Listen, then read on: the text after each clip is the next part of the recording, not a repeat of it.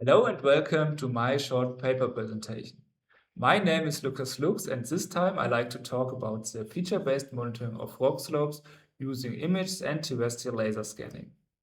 You can see here a model of the mountain Hochvogel, the slope we want to monitor, and therefore our case study in this work. You can see that the summit is characterized by a large crack, and there's a significant risk that a substantial part of it could collapse into the valley.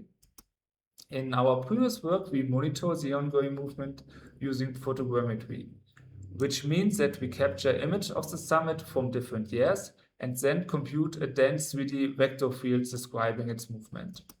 The main idea behind this is that we use image matching algorithms to estimate the 3D position of several key points for each year, but also use the same approach to establish point correspondences between these years. This enables us to track the true 3D motion of the sidewalls of the crack and has the benefit that we do not have to deal with the typical limitation of classical point cloud comparison methods like the M3C2, where the observable displacement is restricted by the direction of the local surface normal, for instance. So over the past years, we have collected a large amount of data at the summit using photogrammetry, but also using terrestrial laser scanning. So in this work, we aim to integrate also the TLS observation in our matching pipeline.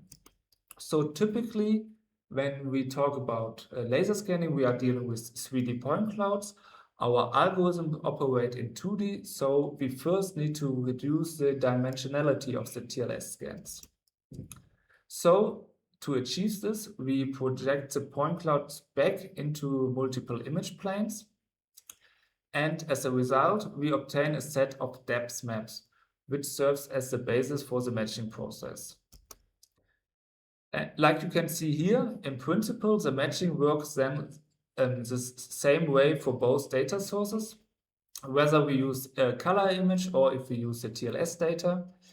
We also experiment with different representation of the depth maps. For example, here in the animation, you can see how the matching performs when we apply a hill shading to the depth maps. Building on this, in the paper, we also evaluate several state-of-the-art matching algorithms and validate the results with the resulting motion vectors using total station measurements. We also give a briefly overview how the sidewalls of the crest and therefore also the whole mountain have developed over the past years.